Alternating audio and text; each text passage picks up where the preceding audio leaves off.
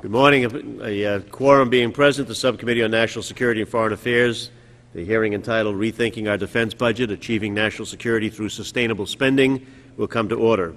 I ask unanimous consent that only the Chairman and Ranking Members of the Subcommittee be allowed to make opening statements. Without objection, so ordered.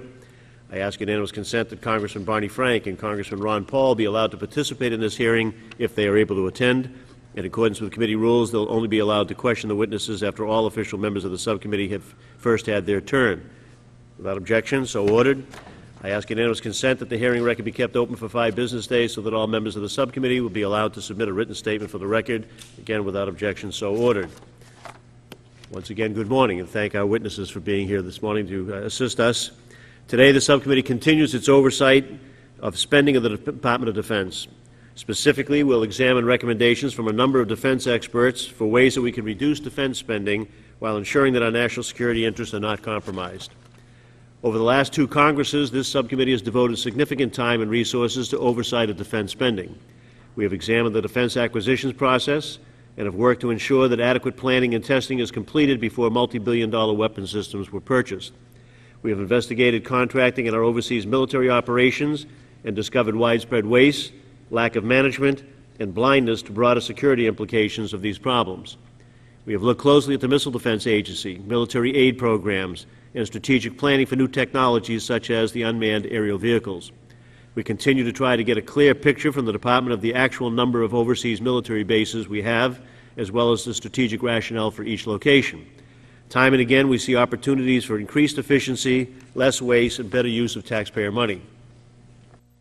Just 2 weeks before President Obama was sworn into office in January of 2009, the Congressional Budget Office announced that the fiscal year deficit was estimated at over $1 trillion. The inauguration occurred with an anticipated estimated long-range deficit of $11.5 trillion.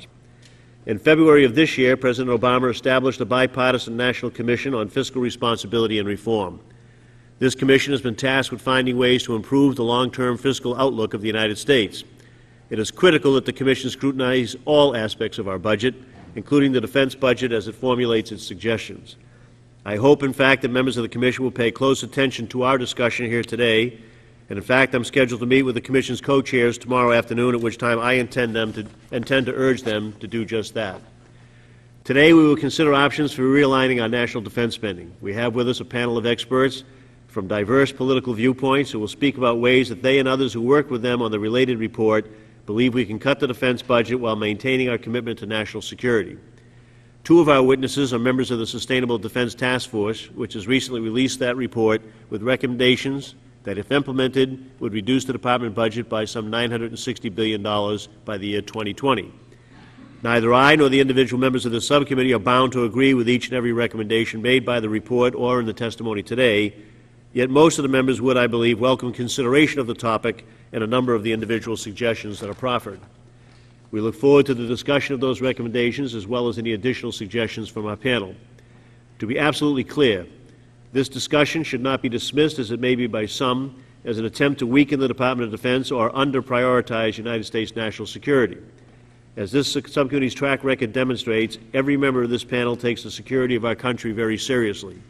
Waste is waste, regardless of the context, and inefficiencies only hurt our ability to respond effectively to crisis and promote our national security interests. Should national security in an austere budget environment, sound national security in an austere budget environment require strategic choices and rational resource allocation. Bigger is not always better, especially in matters of national defense. Budgets always involve hard choices, but in this case, these choices can be made and make our nation stronger. It is through that lens that we approach our conversation today. It's our duty on this subcommittee and in the Congress as a whole to make certain that taxpayer money is spent responsibly. As President Obama has said, quote, "We have an obligation to future generations to address our long-term structural deficits which threaten to hobble our economy and leave our children and grandchildren with a mountain of debt," close quote. The critical importance of our national security does not in any way exempt the Defense Department from its obligations to spend money wisely and efficiently. With that, I'd like to recognize Mr. Flake for his opening comments. I thank the Chairman and thank the witnesses for coming in. As the Chairman noted, every member of this panel takes the defense of our country seriously, but we also recognize that we have a huge problem in terms of deficit. and savings cannot be simply gained in entitlement programs. By about 96% in real terms. This has no precedent in all the years since the Korean War. The post-1998 defense boon is nearly as great as those enacted by Presidents Kennedy, Johnson, and Reagan combined. And only about half of the recent increase is due to our recent wars and contingency operations. Whether one looks at the total DoD budget or just that portion not attributable to today's wars, U.S. defense spending is now stabilizing at levels significantly above the Cold War peaks. Clearly, what has not occasioned this surge is a neck-and-neck race with a peer competitor. There is none. But what we have seen over the past 10 and 12 years, somewhat more actually, is a substantial expansion in the goals, roles, and missions assigned to our armed forces. Beginning at the end of the Cold War, we pushed our armed forces to prepare for and conduct more types of missions and activities faster and more frequently across a broader expanse of the earth than ever before. And we set out goals that reached well beyond the traditional ones of simple defense and deterrence. We added various forms of preventative action, not only preventative war and regime change, but also greater reliance on our military to shape the strategic environment and transform entire nations. In this light, it's not surprising that we've moved from spending only 2/3 as much as our adversaries during the Cold War to spending more than twice as much today. And that discounts our war spending. Had President Reagan sought an advantage this great, he would have had to triple his budgets. The spending balance reflects the fact that we enjoy abundant overmatch in the conventional realm. And one criteria that we employed in the report in coming up with our recommendations was to trade down some of this overmatch. Another step we took was to roll back some of the soft uses of our military power, so-called environment-shaping functions, where costs are high and payoff is indeterminate. What we focused on were the surge requirements for war in dealing with the conventional realm. A different picture emerges when we survey our recent experience in large-scale counterinsurgency wars, Iraq and Afghanistan. Rather than overmatch, what we see is mismatch. The task force exempted war spending from its cut options. We didn't examine the money that is spent on war. We cordoned that off. And we pegged those spending cuts that we did propose. Well, some would directly affect the wars. Those that would, we pegged to the wars winding down. An example would be reductions in ground forces. Likewise, we cordoned off capabilities directly relevant to counterterrorism, such as special operations forces and intelligence, although the latter, given recent news, may deserve a second look. This doesn't imply that we support the wars in Iraq and Afghanistan or we oppose them. That wasn't our intention. We wanted to look at the long-term budget.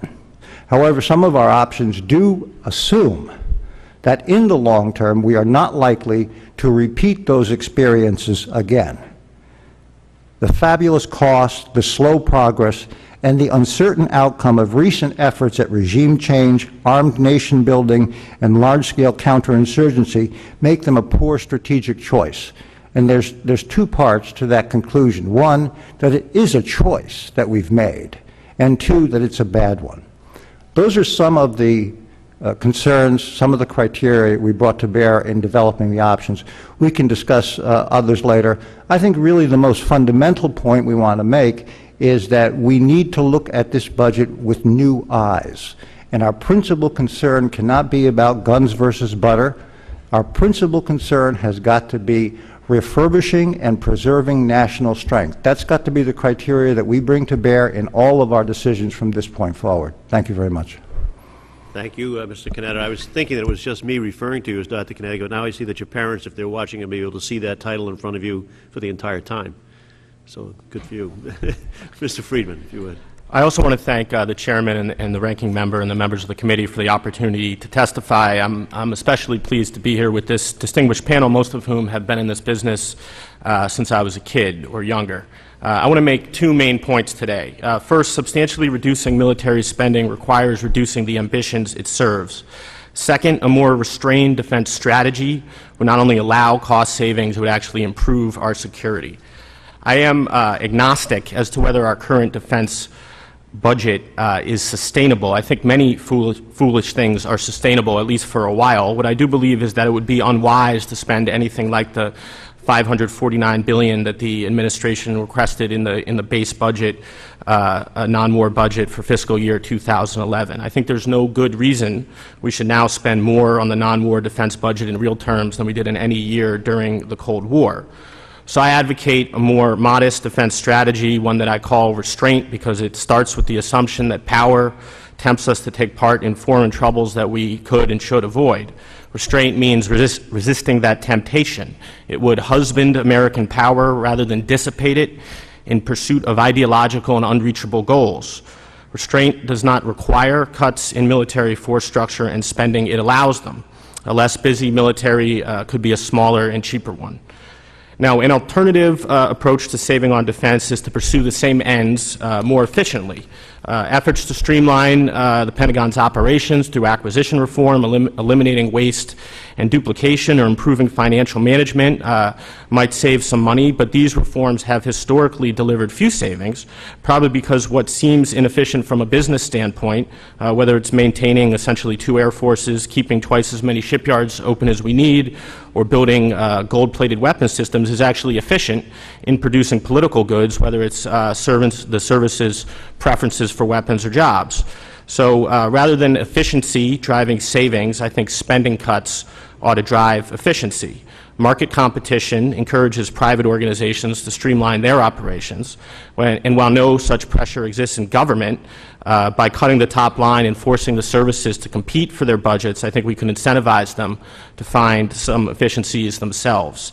That said, I think it would be a mistake to take up the force structure reductions recommended in my written testimony without their strategic rationale. I think that would badly overburden the force, which would be unfair, without improving security.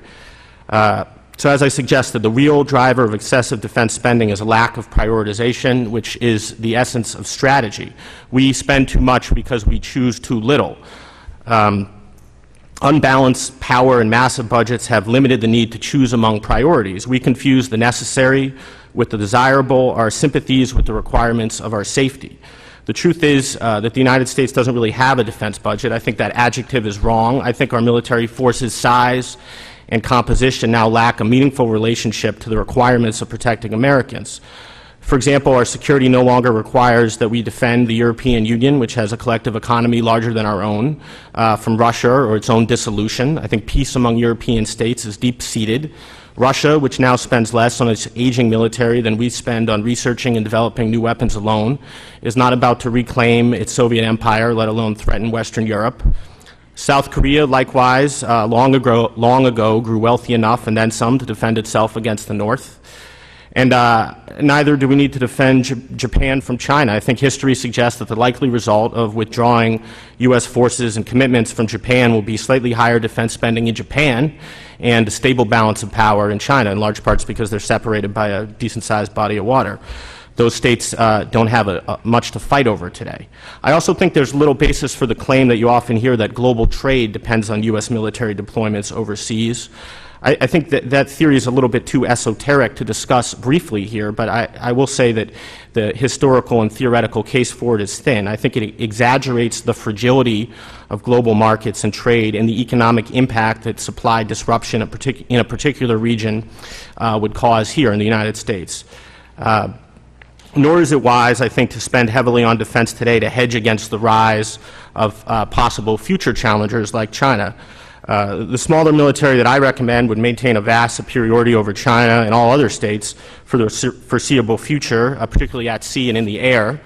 But the best defense against an uncertain future is a prosperous economy unburdened by excessive spending and debt, which can finance a buildup of military capability if need be.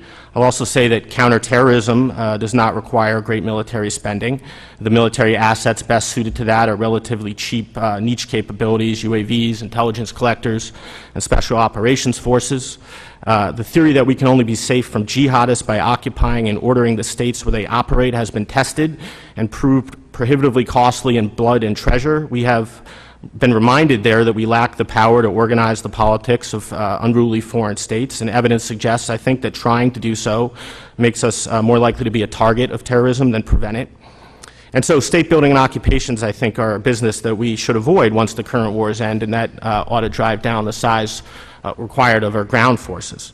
So to conclude, defining security so broadly is actually counterproductive. Our military posture and activism globally drag us into others' conflicts, provoke animosity, and prompt states to balance our power by arming, driving proliferation. By capitalizing on our geopolitical fortune, we can safely spend far less. By avoiding the occupation of failing states and shedding commitments to defend healthy ones, we could plan for fewer wars. By shedding missions, we can cut force structure, reducing the number of U.S. military personnel and the weapons and vehicles we procure for them, particularly in the ground forces, and reduce operational costs. And my written testimony specifies the cuts I recommend to that end. And with that, I'll conclude and look forward to your questions. Thank you very much. Mr. Harrison.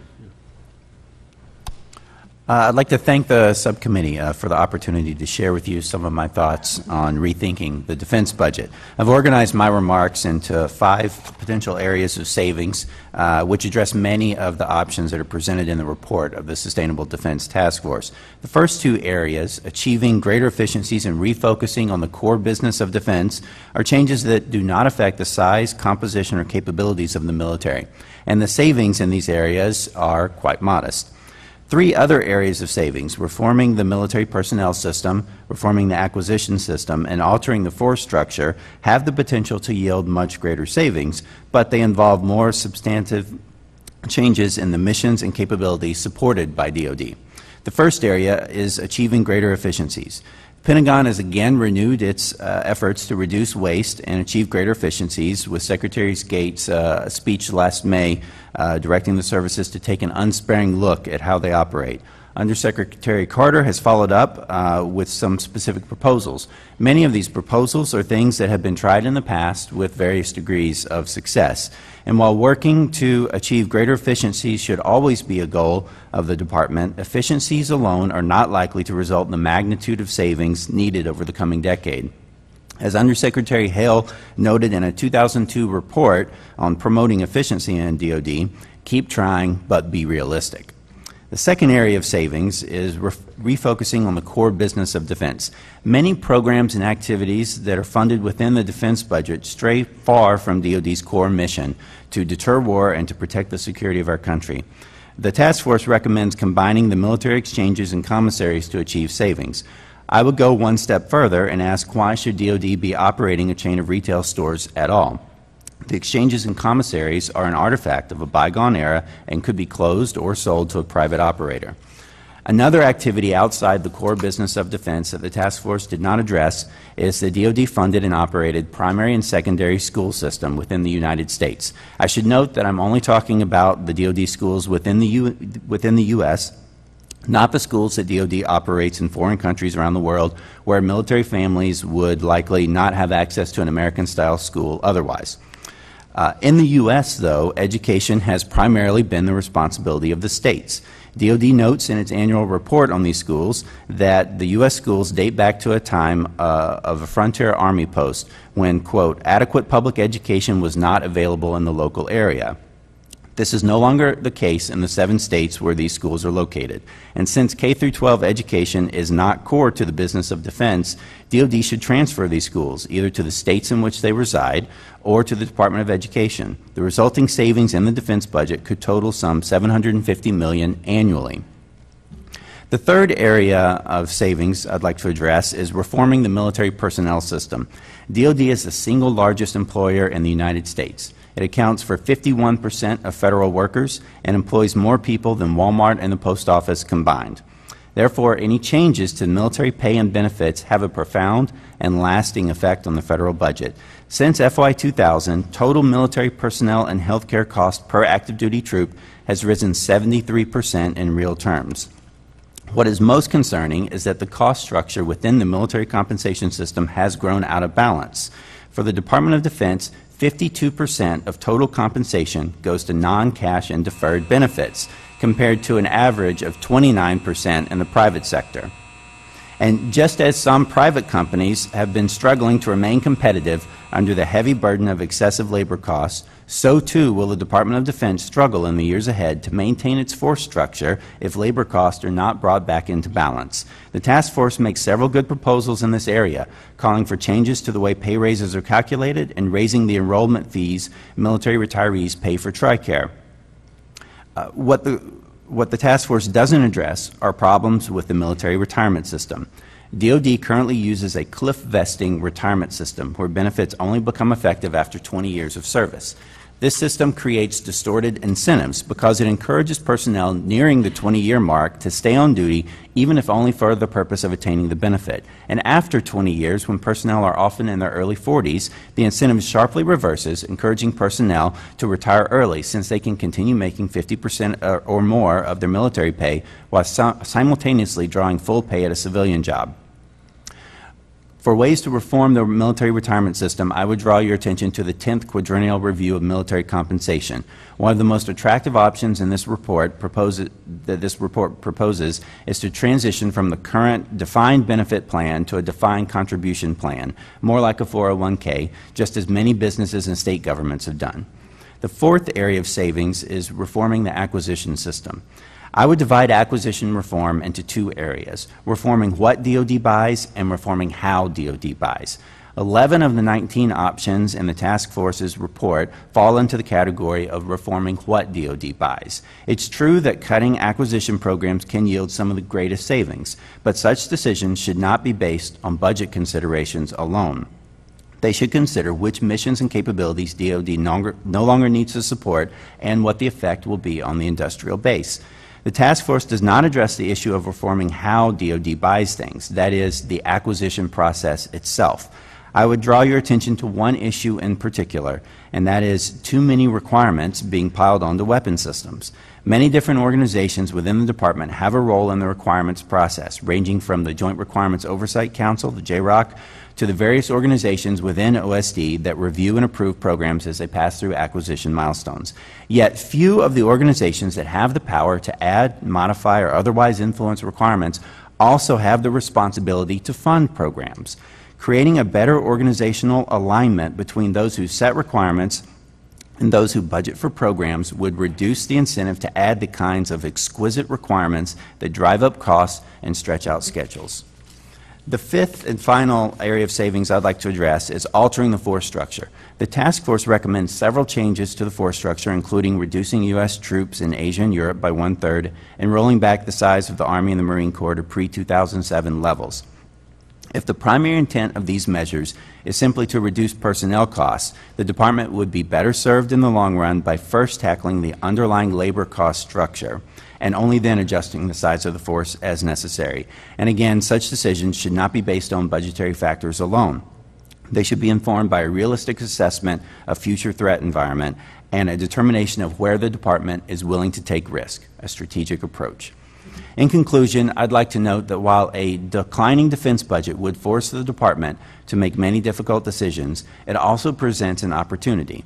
It's an opportunity to transform the military into a more efficient and effective force.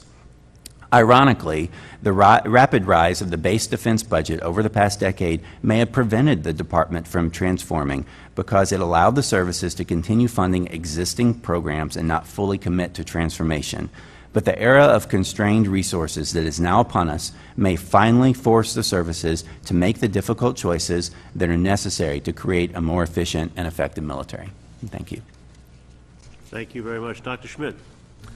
Mr. Chairman, Mr. Flake, thank you for the opportunity to testify today. I noticed that there's 5 of us up here on the panel, and if this was a hand, I suspect I'm going to be the sore thumb. So will they let me? Could have been otherwise. Yeah. So I think the hammer is about ready to hit me. So, let me begin with the obvious. We do spend a lot on defense. The task force report is absolutely right when it says that nearly 65% of the increase in federal discretionary spending since 2001 has come from an increase in the Pentagon's budget. But I would say this is a bit misleading. First, we are at war, after all. And even in that, as a percentage of GDP, these wars have been waged more cheaply than similar wars such as Korea or Vietnam. Second, from 2001 to 2010, the baseline defense budget grew by $228 billion. This amounts to an annual real rate of growth of just 4%. Growth, to be sure, but not the gusher Secretary Gates spoke of in May at the Eisenhower Library. And certainly the $228 billion pales in comparison with the nearly $800 billion spent to stimulate, supposedly, the economy. The report begins with a quote from my good friend Corey Shockey, a former Bush national security official and a McCain campaign advisor. Corey is quoted as saying, quote, "Conservatives need to understand that military power is fundamentally premised on the solvency of the American government and vibrancy of the U.S. economy." I certainly don't disagree. But as she herself states in a recent article, in a recent post, quote, "Advocates of a strong national defense ought to be thinking seriously about entitlement reform, that is Social Security, Medicaid, and Medicare." Referencing Congressman Ryan's Roadmap for America, she goes on to say that the real threat to the adequate defense spending is the explosion in domestic programs. Quote, "Defense spending isn't addressed in the roadmap because it's not material to the overall debt picture," end quote. From this perspective, the real problem is not defense spending, but the fact that some 56% of federal outlays are tied to mandatory spending accounts and will, if current budget estimates hold true, expand at an even greater rate. Defense, meanwhile, accounts for 18% of those outlays and will shrink to just 15% in the near years. Now, the task force report, Debts, Deficit, and Defense, is right to think that if $1 trillion could be cut from defense, it would make a difference. I agree. However, let's remember that $300 billion has already been cut from defense the past 2 years, and to follow the report recommendation requires, in my opinion, taking some rather risky steps. However, rather than go through the report's specific list of recommendations, which I'd be happy to talk about in more detail in the question and answer session, let me make the broad point that the force structure they outline is one that runs against the basic force structure that has been agreed upon by 3 successive administrations, 2 Democrat and 1 Republican. It seems to me that we ought to think twice before jettisoning a force structure that by any standard has performed remarkably well, has done so at a very high tempo, and has enjoyed bipartisan post-Cold War support for more than a decade and a half. Now, having said that, there's no question that savings can be had when it comes to defense. Todd here, I think, has laid out a number of useful proposals. Health and personnel costs have skyrocketed over the past decade, and while benefits for those in the all-volunteer force must remain high, there's no question that there are elements of the Pentagon's budget that need closer scrutiny. However, the real problem, and I realize just how difficult an argument it is to make these days, is that we spend too little on defense. The key point here is that the procurement holiday that marked much of the 1990s was a hole the Bush administration never dug the Pentagon out of. And now the Obama administration wants to hold defense spending flat or less in the coming years, which, when combined with the rising personnel costs and rising operations and maintenance costs, has resulted in a significant shortage in resources, perhaps, according to the Congressional Budget Office, on the order of $30 to $40 billion a year, needed to recapitalize our armed forces. All of which brings me to my final point. The danger today is that the chronic underfunding of our core defense capabilities, we will slip into a posture of strategic retrenchment through inadvertence. In this respect, one of the virtues of the report is that it does not hide the strategic implications of its cuts, raising at the end a very different vision for American grand strategy from what it has been. By my lights, it's a path I prefer we not take. I don't think we should let go of a strategy that has, among other things, successfully prevented destructive wars between the great powers and helped shape an international order which, for all its problems, remains relatively stable. No doubt it has cost the American taxpayer a lot to maintain, but the benefits we have gotten in return in terms of general peace, the expansion of democratic rule around the globe, and our own prosperity, I believe, are benefits that are far greater. Thank you. Thank you, Dr. Adams. Thank you very much, Chairman Tierney. Congressman Flake, appreciate the opportunity to testify here. One of the advantages, of course, of coming last is that everybody's already said the things I was going to say, but of course not everybody's said them, so I will try to be brief. I want to make three very simple points and introduce my testimony for the record, as you indicated, Mr. Chairman. Simple point number one is the Defense Department is now facing a planning crisis that it is not yet fully anticipated, and it's not yet ready to cope with what is going to hit it. All budgets, in fact, all planning in the federal government is resource constrained. So we cannot sit here and say we totally want the force that we want to have and we want it to do what we want it to do independent of resources. It's always been resource constrained, and this week, of course, the Congress is beginning the process of marking up appropriations for fiscal 2011, which is going to constrain, among other things, defense from the administration's request. But even that constraint doesn't begin to cope with the tidal waves that are hitting the Department of Defense over the next 2 or 3 years and over the next decade, which all of you in Congress are going to have to deal with.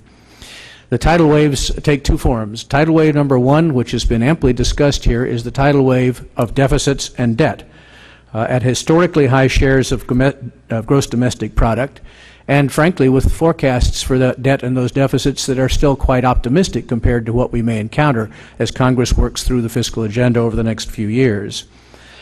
Second tidal wave hitting defense is that we are, in fact, at some point, not too distant future, pulling back from Iraq, pulling back from Afghanistan, which means that the public willingness to tolerate extremely high and unprecedentedly high levels of defense spending is going to weaken and go away. That is the natural course of things.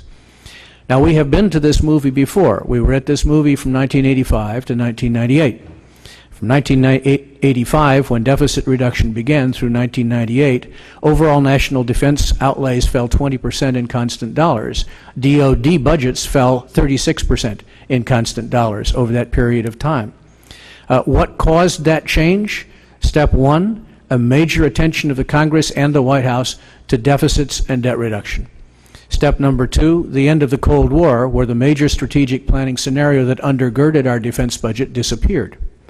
Combining those two things, starting with the first Bush administration, those budgets went down, the force structure shrank by a third, 50% cut in constant dollars in procurement budgets, and lots of program kills, most of them begun under the Bush administration. But that is what happens as the cycle of defense changes and as the politics of the globe change.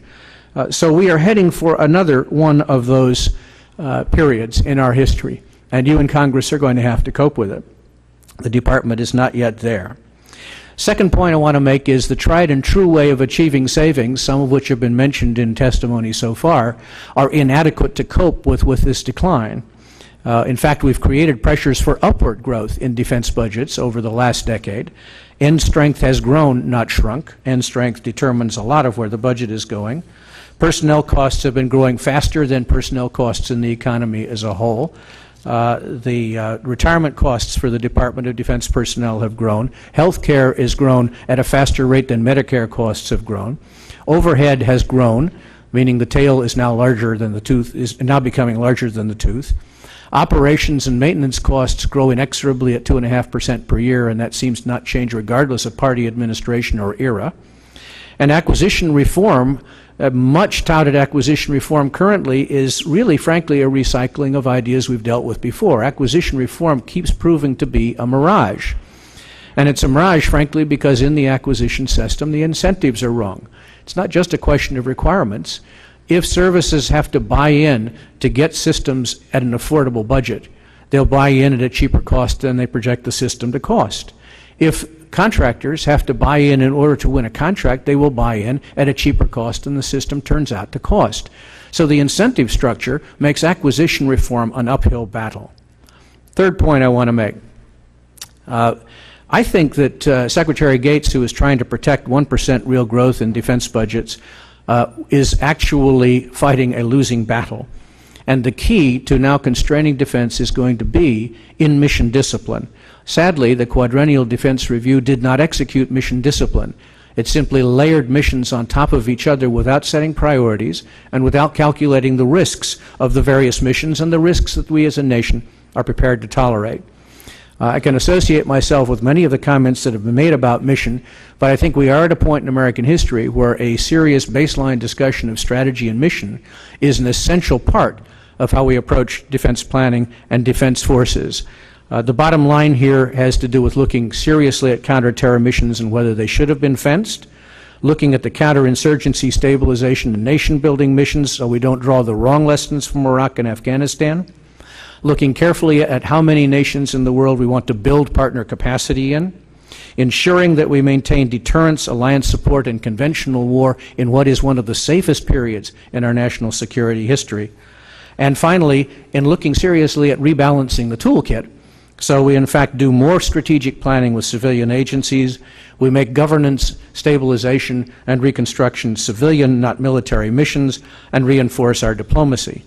Last point, I would urge the Congress to give serious consideration to unifying the budget functions for defense and foreign policy so we can make those kinds of trade-offs.